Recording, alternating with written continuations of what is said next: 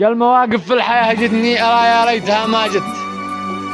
تمنيت إن عزرائيل يشل الروح يقبضها، وشليت العبر في الوقت كم يا ناس قد شلت دروس الوقت، كم شفنا عهود الناس تنقضها. عرفت أقرب بشر مني بوقت الشدة تخلت، وخلتني لحالي ليش وأنا ما كنت أفلتها. برغم الناس قد كفت وذا الدنيا أتتوفت، وحتى الوقت حاصرني وفي وجهي يغلقها. وانا والله ما قصرت ولا رديت يد مدت، ولا منيت فوق حد طبيعة ما اقدر اتركها. اكابر واخفي دمعة ولو نفسي قد تأدت، واجراحي واحزاني بوسط القلب اخفيها. وجع ضيق حزن وهموم نفسي كم قد تكوت، مكافح في زمان الويل عزة نفس نعشقها.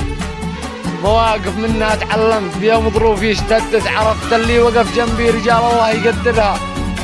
عرفت الناس اللي تصحب، عرفت اللي قد تردد، عرفت اهل الوجيه البيض رجال الله يجملها.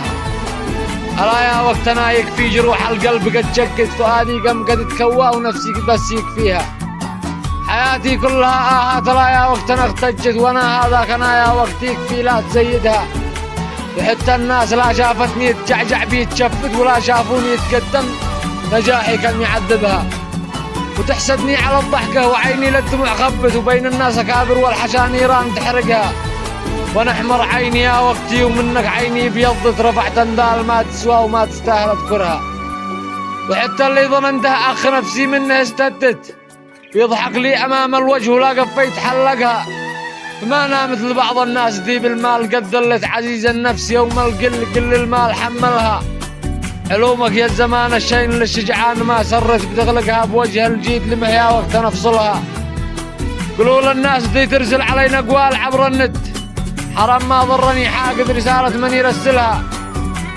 وانا نفسي على الناموس والطيبة قد تربت، ولي هامها قسم ما تنحني الا لخالقها. سلامتك.